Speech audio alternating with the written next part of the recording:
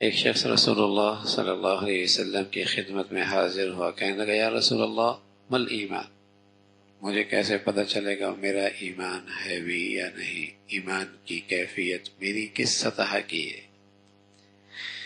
اس لیے کہ یہ ایمان ایک سطح پہ تو رہتا کوئی نہیں، بڑھتا بھی ہے گھٹتا بھی ہے، بڑھتا بھی ہے گھٹتا بھی ہے۔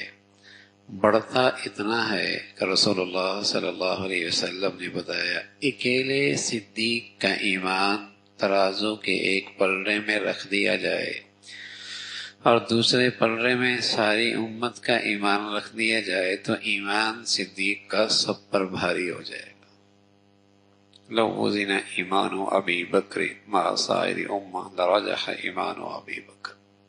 ایسا بڑھتا ہے، ایسا بڑھتا ہے۔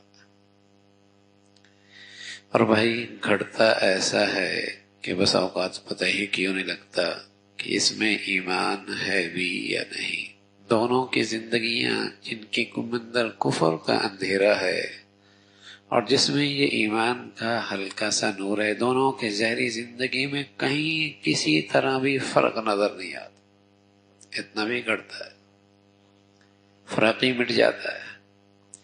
اور یہ بڑھتا ہے تو اس شان کا بڑھتا ہے، اس شان کا بڑھتا ہے، بڑھتا ہی چلا جاتا ہے، بڑھتا ہی چلا جاتا ہے۔ ایک ہے ایمان کی کیفیت، ایمان کا نور، وہ بڑھتا بھی ہے گھٹتا بھی ہے، بڑھتا بھی ہے گھٹتا بھی ہے۔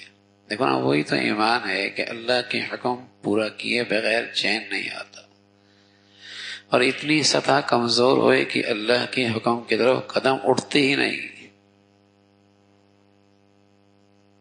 اللہ کے حکم کے بغیر چین نہیں آتا۔ اور وہ بھی ہے کہ اللہ کے حکم کے لیے قدم اٹھتے ہی نہیں۔ اب ایک شخص کو پتا ہے کہ یہاں سامنے الماری میں سیب ہے، اور یہ بھی پتا ہے اس میں توانائی ہے، اور یہ بھی پتا ہے اس کا ذائقہ بھی اچھا ہے، اس میں قوت بھی ہے، لیکن ہمت ہی کوئی نہیں، طاقت ہی کوئی نہیں کھڑے ہو کے اسے اٹھا لے۔ پتا ہے اسے، لیکن کھڑے ہو کے اسے اٹھا لے، قوت ہی کوئی نہیں۔ پتہ ہے نماز ہے، پتہ ہے زکوٰۃ ہے، پتہ ہے غیبت حرام ہے، پتہ ہے جھوٹ حرام ہے، لیکن وہ ایمانی طاقت ہی کوئی نہیں کہ اللہ کے حکموں پہ یہ آ سکے۔ پتہ ہے اسے، وہ قوت کوئی نہیں، وہ طاقت کوئی نہیں۔ تو ایک شخص آیا کہنے لگا یا رسول اللہ مل ایمان، مجھے کیسے پتہ چلے گا کہ میری ایمان کی سطح ہے بھی یا نہیں، کس کیفیت کے ساتھ میری ایمانی زندگی ہے؟ تو پیارے رسول صلی اللہ علیہ وسلم نے فرمایا اذا سرتک حسنتک وساءتک سیئتک فانت مومن۔ جب تجھے نیکی کی زندگی خوش کر دے اور تجھے تیرا گناہ اور گناہ کی زندگی پریشان اور بے چین کر دے، سمجھ لے تیرے پاس ایمان کا نور موجود ہے۔ نیکی کی زندگی، نیکی تجھے خوش کر دے۔ آنکھوں کا نور ہو تو گھر میں نفع کی چیز آئے تو خوشی ہوتی ہے، سانپ بچھو آ جائے، ڈاکو چور آ جائے تو آدمی پریشان ہو جاتا ہے۔ آنکھوں کا نور یہ نفع نقصان دیکھ رہا ہے، آنکھوں کا نور یہ نفع نقصان دیکھ رہا ہے۔ نفع کی چیز گھر میں آتی ہے خوش ہوتا ہے، نقصان دہ چیز آتی ہے پریشان اور بے چین ہو جاتا ہے۔ آنکھوں کا نور دیکھ رہا ہے۔ میرے عزیزو، اللہ ایمان کا یہ نور نصیب فرما دے۔ تو ایمان کا نور پھر دیکھتا ہے، نیکی کی زندگی آئی، گھر میں خوشی ہوتی ہے،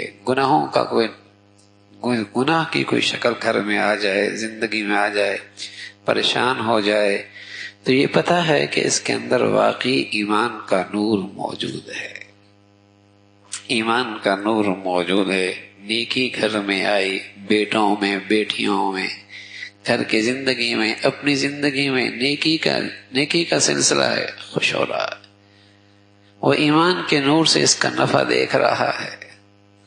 گناہ آیا، اللہ کی نافرمانی آئی، ایمان کے نور سے اس کا نقصان دیکھ رہا ہے، پریشان ہو گیا، میرے کاروبار میں یہ گناہ ہو گیا، میرے دفتر میں یہ گناہ ہو گیا، بچی کی زندگی میں یہ گناہ ہو گیا، اس کا نقصان ایمان کے نور سے وہ دیکھ رہا ہے، چین نہیں آتا۔ جب تک کہ اپنے بچوں کو، بچیوں کو، اپنے گھروں کو، اپنی زندگی کو ان خطرات سے بچا نہ لے، چین نہیں آتا۔ جب تجھے تیری نیکی کی زندگی، نیکی خوش کر دے اور تیرا گناہ تجھے بے چین اور پریشان کر دے، فانت مومن، تو ایمان والا ہے۔ اس پیمانے پہ اپنا ایمان دیکھتے رہا کرو، اس معیار پہ اپنا ایمان دیکھتے رہا کرو، تو ایمان بڑھتا بھی ہے، گھٹتا بھی ہے۔ اور ایمان کی سطح بھائی ایسی بھی گھٹتی ہے کہ گناہوں سے خوشی ہوتی ہے، نیکی سے پریشانی ہونے لگتی۔ مسجد میں بیٹھنا مشکل ہے، ہاں، گندگیوں پہ بیٹھنا آسان ہے، قرآن کھول کے بیٹھنا مشکل ہے، غیبت میں گھنٹوں لگ جائیں مزہ آتا ہے۔ ایمان کی سطح ایسی بھی گئی گزری ہوتی ہے کہ گناہوں میں لذت آنے لگتی ہے اور نیکی کی زندگی سے ایک وحشت سی، بے چینی سی ہونے لگتی ہے۔